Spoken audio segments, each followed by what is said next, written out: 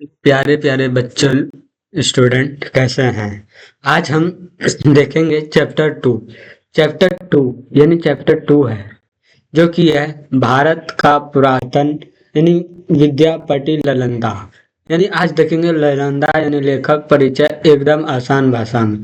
जो लेखक परिचय होगा और क्वेश्चन आंसर होगा एक ही वीडियो में, सारा क्वेश्चन ऑब्जेक्ट ये एक ही वीडियो में सब क्वेश्चन आंसर सब हो जाएंगे। चलिए स्टार्ट करते हैं। पहला यानी पहले देखेंगे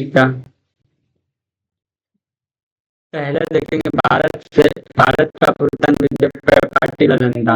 यानी इसका लेखक कौन है इसका याद रखेंगे। लेखक डॉक्टर राजेंद्र प्रसाद। यानी इसका डॉक्टर राजेंद्र प्रसाद था और ये कहाँ का रहने वाला है, तो याद रखिएगा बिहार का सारण जिले का रहने वाला है।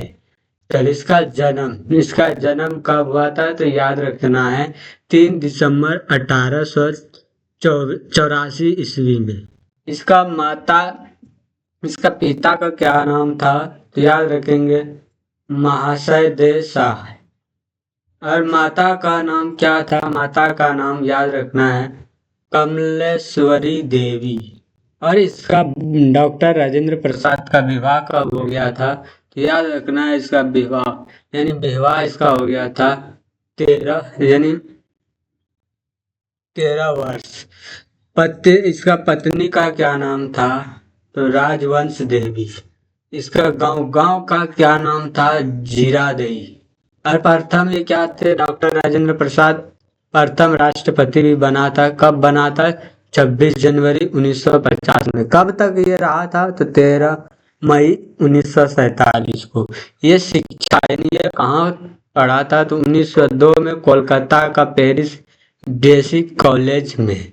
और ये 1916 में पटना में दाखिला लिया था, यानी एडमिशन कराया था। चलिए इसका निधन कब हो गया था, तो इसका मृत्यु यानी 28 फरवरी 1963 ईस्वी में।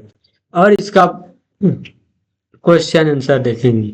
यानी इसका कहा था कि ललंदा की वाणी एशिया महाद्वीप में पर्वत और समुद्र के उस पार तक फैली गई थी। इस वाक्य के आशय स्पष्ट करें। लिखेंगे आंसर कि प्राचीन काल में नालंदा विश्वविद्यालय भारत में विद्या और ज्ञान का महत्वपूर्ण केंद्रों में से एक था। यह बौद्ध शिक्षा का एक महत्वपूर्ण केंद्र था। यहाँ न केवल भारत के विभिन्न भाषाओं से बल्कि एवं विश्व के विभिन्न भागों विद्यार्थी यहाँ आकर ज्ञान अर्जित करता था। दूसरा क्वेश्चन,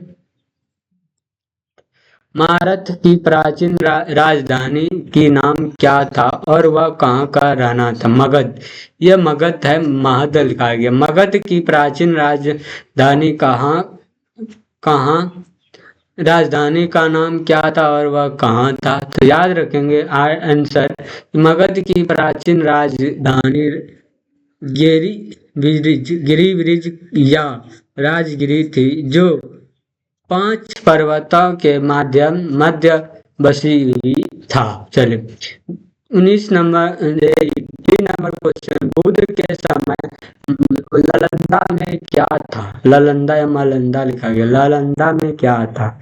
लिखेंगे बुद्ध के समय नालंदा में प्रवरिष्ठों का आम्र वन था। यानी इसमें जब महाबुद्ध आया था यहाँ, तो यहाँ अमरस मतलब होता है आम था, ठीक ना, आम। चलो आम का बगीचा था। 4 नंबर क्वेश्चन, महावीर और मैक्लिपुतन गौशाला की भेंट किस उपग्रह में हुई थी? तो याद रखना इसका आंसर महावीर और मैक्लिपुत्र गौशाला की भेंट नालंदा उपग्रह से हुई थी। चलिए पांचवा नंबर क्वेश्चन कहता है कि महावीर में नालंदा में कितने दिनों तक वर्ष वासा किया था। याद रखिएगा आंसर, महावीर ने नालंदा में 14 वर्ष व्यतीत किया था। चलिए छठा नंबर क्वेश्चन कहता है कि तारानाथ कौन थे, इनका नालंदा को किस नाम से भूमि बताया था। तो याद रखेंगे कि तारानाथ तिब्बत के विद्वान इतिहास लेखक थे। इन्होंने नालंदा का सारापुत्र का जन्म भूमि बताया था, सारनपुत्र। चलो सातवां नंबर क्वेश्चन कहता है एक जीवित विद्या पार्टी के रूप में नालंदा किस काल में विकसित हुई थी। याद रखने के आंसर, एक जीवित विद्या पार्टी के रूप में नालंदा का आरंभ ही विकास गुप्त काल में माना जाता है। चलो 18 नंबर फरहान कौन थे, ये नालंदा कब आए थे। तो याद रखना है फरहान, यह फ्रांस होगा, फ्रांस इनका यात्री था। फ्रांस 14 शताब्दी में गुप्त शासक चंद्रगुप्त 11वां द्वितीय के समय नालंदा आया था। चलिए 9वां नंबर हर्षवर्धन के समय कौन चीनी यात्री भारत आया था, उस समय नालंदा की दिशा कैसे थी। तो आंसर रखेंगे हर्षवर्धन के समय ये चीनी यात्री है हैंसंग यानी यूनान से भारत आया था और इस समय नालंदा अपनी उन्नति के शिखर पर था। चलो अगला क्वेश्चन कहता है कि नालंदा के नामकरण के बारे में किस चीनी यात्री ने किस ग्रंथ के आधार पर किया था। तो याद रखेंगे कि चीनी यात्री हैंसंग शुगन्यानसंग ने एक जातक कहानी का विवरण देते हुए नालंदा के बारे में बताया है कि नालंदा एक नाम इसलिए पड़ा कि यहाँ अपने पूर्व जन्म में उत्पन्न भगवान बुद्ध की प्राप्ति नहीं होती है कि जोड़ नालंदा होता है। इस सच तो यह है कि ज्ञान के क्षेत्र में जो दान दिया जाता है वह समाहित और अनंत होता है, ना उसके पेट बांटने वाले को तृप्ति होती है और ना ही उसे लेने वाले को तृप्ति होती है। चलो नालंदा विश्वविद्यालय का जन्म कैसा हुआ था। तो याद रखेंगे कि नालंदा विश्वविद्यालय का जन्म जनता के द्वारा उधार से हुआ था। ऐसा कहा जाता है कि इस विश्वविद्यालय का आरंभ 500 व्यापारियों के दान से हुआ था, जिन्होंने अपने धन से भूमि खरीद कर बुद्ध को दान में दे दी थी। यूनाचंग के समय में नालंदा विश्वविद्यालय का रूप धारण कर चुका था। उस समय यहाँ का 6 बड़े विहारी थे। चलिए 12 नंबर यशवर्मन के इलाके में वर्थिंग नालंदा का अपने शब्दों में चित्रण कीजिए। यानी इसमें लिखेंगे 8वीं शताब्दी में यशवर्मन के समय श्रीलालेख में नालंदा का बड़ा ही भविष्य वर्णन दिया गया है। यहाँ के बिहारी के पंक्ति के उच्च शिखर आकाश में मेघों को छूते थे। ये बिहार के चारों ओर नील जल से घिरे हुए सरोवर थे, जिनमें सुनहरे लाल कमल तैरते रहते थे। बीच बीच में साधन अम्र कुंजों की छाया थी। यहाँ के भगवानों के शिल्प और सत्यापित आचार्य चकित कराने वाले थे। इनमें अनेक प्रकार के अलंकार और सुंदर मूर्तियां सुजाती हुई थी। चलिए अगला लिखेंगे कि रिंग संग कौन थे, इसने नालंदा के बारे में क्या बताया। तो लिखेंगे रिंग सिंह चीन यात्री थे। इसके समय में नालंदा बिहार के 300 बड़े कमरे और 8 मंडप थे। पुरातत्व विभाग की खुदाई में नालंदा विश्वविद्यालय के जो अवशेष यहाँ प्राप्त हुए हैं उससे ही वर्णन की सच्चाई प्रकट होती है। चलिए 14 नंबर क्वेश्चन कहता है विदेशी के समय नालंदा विश्वविद्यालय के संबंध का क्या कोई आधार था। तो लिखेंगे आंसर लिखेंगे कि विदेशी के समय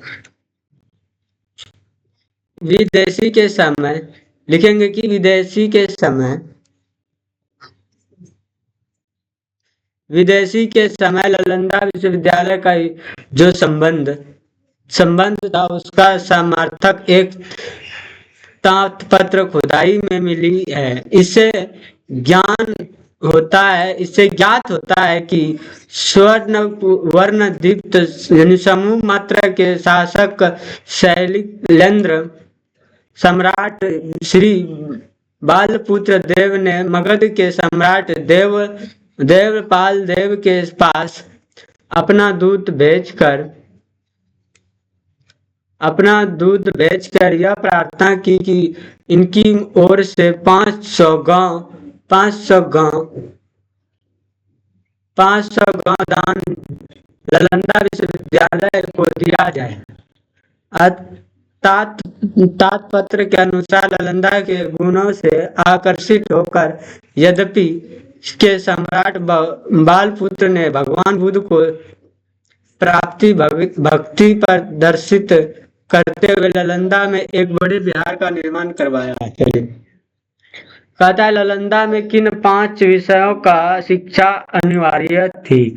तो लिखेंगे नालंदा के शिक्षा क्रम में बड़ी व्यवहारिक बुद्ध से तैयार किया गया था। इस प्रकार विद्यार्थी दैनिक जीवन में अधिकार सफलता प्राप्त करते थे। मूल रूप से 500 विषयों की शिक्षा वहाँ अनिवार्य थी। शब्द विद्या या व्यापार हेतु विद्या तथा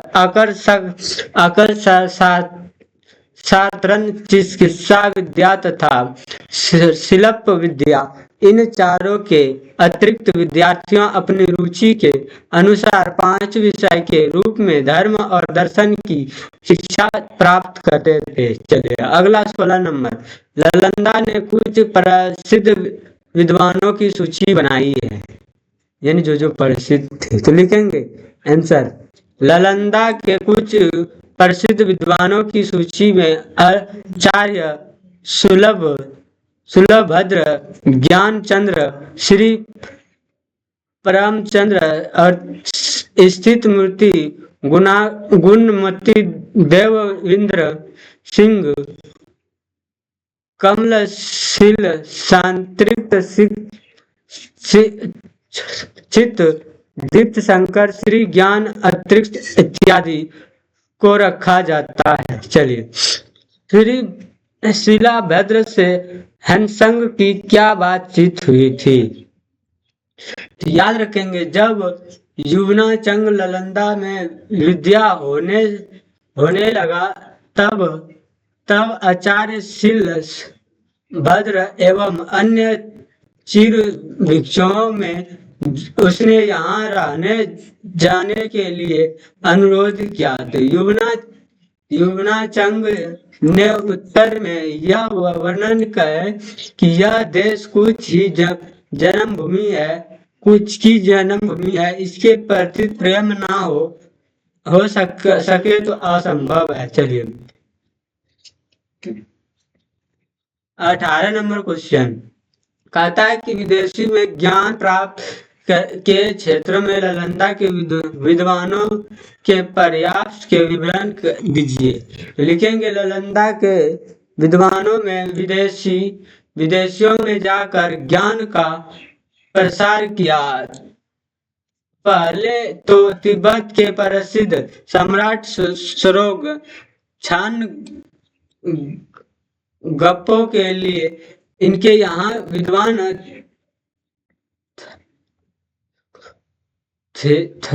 थिम्सोकोट को नालंदा भेजा। 1900 ने 630 में अपने देश में भारतीय लिपि और ज्ञान का प्रसार करने से आचार्य देव सिंह के चरणों में बैठकर बौद्ध और ब्राह्मण इतिहास की शिक्षा प्राप्त की।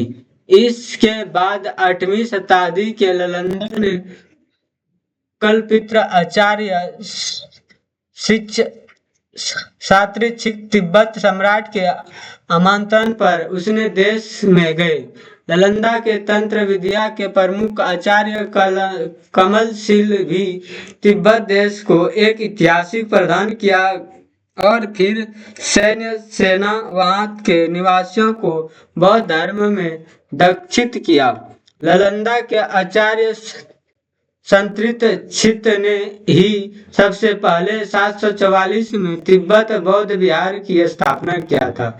चलिए इतना सा ही ऑब्जेक्टिव यही सब्जेक्टिव क्वेश्चन था 19 को था, जो कि बिहार बोर्ड 9 के लिए मोस्ट इम्पोर्टेंट है।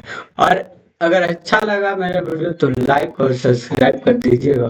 और इसका हैंड राइटिंग यानी इसका नोट्स चाहते हैं, इसका नोट्स अगर चाहते हैं तो व्हाट्सअप इसका डिस्क्रिप्शन में व्हाट्सअप का लिंक लगा देंगे, वहाँ से व्हाट्सअप ग्रुप चैनल में जाके ज्वाइन हो जाइएगा। वहाँ PDF हम भेजते रहते हैं बिल्कुल फ्री में।